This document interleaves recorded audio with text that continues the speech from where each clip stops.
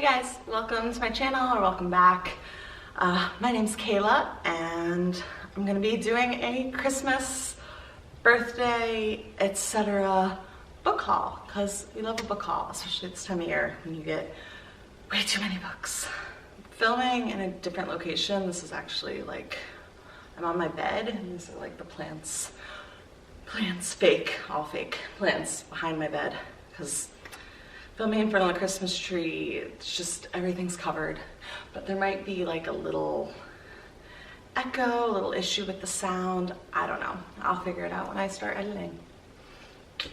Okay, so I'm gonna start with books that I got for my birthday because that's like chronologically the first thing that happened, I guess.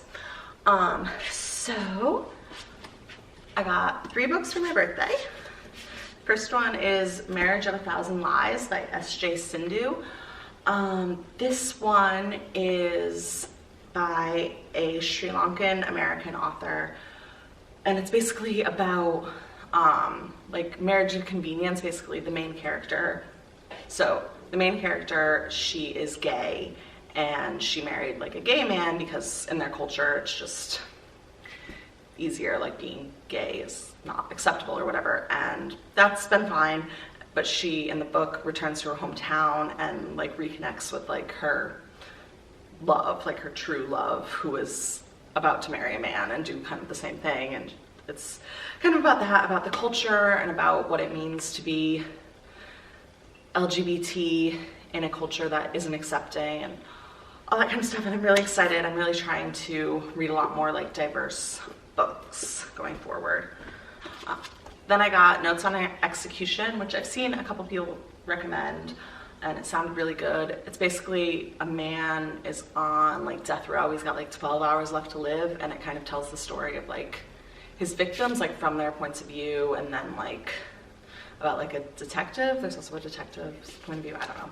I don't really know. It just is supposed to be really interesting and really like kind of psychologically fascinating, and I love that.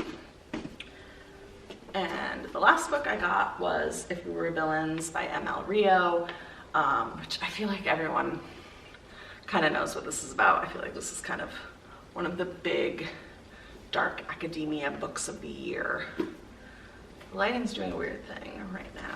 So yeah, this is kind of one of the big dark academia books of the year. It's basically like 10 years ago they killed somebody or something, and then it's, I think there's like flashbacks to whatever happened and the current timeline. I don't really know, but I know that everyone loves it, and so I put it on my list and I got it. Okay, then I'm actually gonna do non-book things. So non-books, book related things. I got these bookends from my partner. I don't know if you can see them, but they're kind of like cutouts, but they're little cats. And speaking of little cats, there's a little cat right here. She doesn't like that I have bookends here. But yeah, so I like that they don't like take up a ton of room on your shelf. They're like thin and just slide under the books. So that is great. Did the bookends. Then my sister got me a book stamp. Like, it's like personalized, like the little plate has my like name, like from the library of thing, and like it stamps books. Like we do it on the title page like a library. Just very cool. It's just a cute little thing she got me that I love, and I'm so excited to stamp all my favorite books. And then I got some bookmarks, which are always great. My sister actually made a bookmark. It has Taylor Swift lyrics. And yeah, she made this with resin, which is amazing. And then my girlfriend got me 2 bookmarks that feature indigenous art, and proceeds from one of them go for helping survivors of residential schools in Canada, so that's really awesome. So, okay, back to books. I will actually do not my books next because I'll read them, but they're all books that my girlfriend got, starting with Dracula, this like amazing like Barnes & Noble special edition, gorgeous copy, like silver edges and everything. Love it. I've read parts of Dracula, but I've never read the whole thing, and she read it this year, so she wanted like a special copy of it. So I will hopefully read this at some point. She also got Jonathan Strange and Mr. Norrell by Susanna Clarke, who is the author of Piranesi, which she read and loved, so I have to read that before I tackle this monstrosity. And The Cloisters by Kathy Hayes, which I haven't heard that much about, but I always just see it and I'm like, this looks so good. Like it's about like someone who goes to work at the Met and works with like tarot cards or something. I don't really know. Dark academia vibes. She got Vicious by B.E. Schwab, which is basically, it's the Victor and Eli started out as college roommates, but like then they become like superheroes. This is by the author of The Invisible Life of Addie LaRue, I think. Yeah. And yeah, and it just sounds good, and I know that my girlfriend really liked that book, so yeah. And she also got The Bullet That Missed, the last book, or the third book in the Thursday Murder Club trilogy by Richard Osman. I just read the first one, so I'm excited to eventually get to this one. She owns the second one as well. And then last, she got the Shadow and Bone trilogy box set. She's currently reading the first one, so it's not in here, but they're like the most gorgeous covers ever. Like, oh my god. You don't usually, I feel like paperbacks are so often not, like, they don't put as much effort into the covers on them, but this is like collector's edition level of like beautiful. So that's really great, and I'm excited to read them. I really liked Ninth House that I read this year, so I'm like, I guess let's just read more of her books. Now, on to my books. These are the books I got. I got a lot of books. My whole family was like, all you asked for was books. And I was like, that's all I wanted. So, In My Dreams I Hold a Knife by Ashley Winstead. Heard only amazing things about this. It's basically a group of friends at their college reunion and like an unsolved murder, and it's just supposed to be really, really good. Yeah, it's like someone got murdered and one of this group of friends did it, I guess. And then it's got All's Well, which is basically, I wanted this because it is like disability representation, which is so hard to find.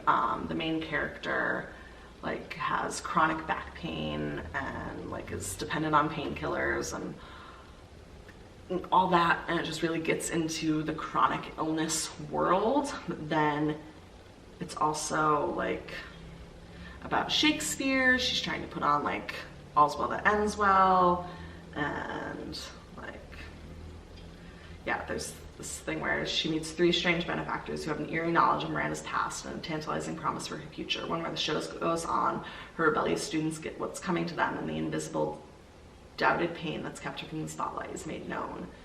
And it's supposed to just be really beautiful, and I love anything that includes chronic pain and all of that, especially since I'm filming this right now with my second really bad headache in 2 days. Yeah. And then A History of Wild Places, which I don't remember. I think I only saw like one person ever recommend this, but it's basically kind of about like, yeah, it's about like a missing person and going back to this like this really small town, like it's a wild place, obviously, and like everyone who goes there seems to disappear. I don't really know. It just sounds really interesting. There's all like secrets in this town where people disappear, I guess. I don't know. Okay. Then the two I'm most excited about, Tomorrow and Tomorrow and Tomorrow, which Gabrielle Zevin, I feel like everyone has read and everyone has loved it. It's basically about two friends who I think they like design a video game together, and then it just kind of follows their like friendship and their relationship and betrayals and all this stuff over the next like 30 years. And I've watched people do like reading vlogs and they're like crying through half of it, so I'm excited. I love to cry. And then I got Babel by R.F. Kuang. I haven't read like the Poppy War stuff. It doesn't really seem like my kind of thing, but if I love this, I'll definitely try it. Which is, everyone knows what this is about. But it's basically about this kid, Robin Swift, who was brought to London by a mysterious professor, and he trains at the Oxford University's prestigious Royal Institute of Translation, also known as Babel. Babel? I thought it was like Babel, like that's what I learned in school.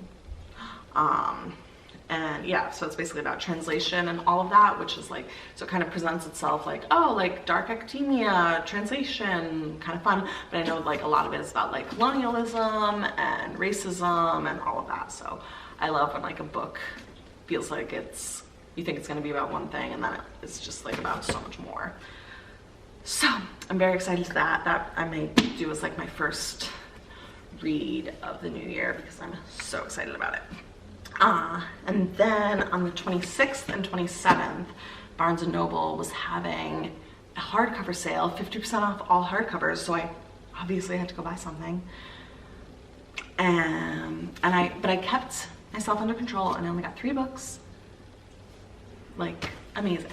So, first one I got is Carrie Soto is Back by Taylor Jenkins Reid, which is kind of she said it's the last one that deals kind of with these people that were in like Evelyn Hugo, Daisy Jones and the Six, and Malibu Rising, and this is about basically like the tennis player Carrie Soto from Malibu Rising, and it's basically I think about like her comeback of being like a tennis after she retires. And yeah, I'm really excited because I kind of thought she was a cool and interesting character, you know, like she had like potential to be something, so I'm excited. And I just love Taylor Jenkins Reid's writing. So good. Then I got The Daughter of Dr. Moreau by Sylvia Moreno Garcia, which I know is like based on that book. Hold on. Yeah, I know this is like a retelling of some famous Gothic thing, but I haven't read it. So this is gonna be brand new information to me. And I read Mexican Gothic this year and absolutely loved it. So I'm like, I feel like her writing style, I think she's gonna be a favorite author. Kind of want to devour everything she's written. I was actually looking for Velvet Was the Night when I went, but I was like, this is good enough, I'll take this. And then I got Celeste Ng, Our Missing Hearts. I own Little Fires Everywhere, but I haven't read it. But this sounded really good. This is 12-year-old Bird Gardner lives a quiet existence with his loving but broken father, a former linguist who now shelves books in the university library. Yeah, it's like, for a decade, their lives have been governed by laws written to preserve American culture in the wake of years of economic instability and violence. Yeah, it's basically kind of, I think it's like slightly dystopian, a little bit in the future, and like he hates poetry, and like his mother, yeah, but basically the whole world is like scared of books and poems, and it's about him, this bird, and his like family and his mother who was a poet and all of that, and about, yeah, just sounded really good. And again, I'm trying to read more diverse books and books that make me cry. I love, this seems like a book that's gonna make me cry. Like Mothers and Sons, like come on, that's like tearjerker material. But yeah, so that was my book haul with weird lighting and the cat who ran away from me. I hope you all got a lot of books. Let me know if you've read any of these. Let me know if you got any of them for Christmas. Yeah, tell me what I should read first. It's probably gonna be Babel, but if you're like, Babel sucks, read something else first, then like, tell me. Yeah, tell me what you got for Christmas or the holidays, or just taking advantage of all the sales right now, because like whatever you celebrate, these post-Christmas sales are everything. Thanks so much for watching. Like, subscribe, comment, talk about books, and happy holidays and a happy new year.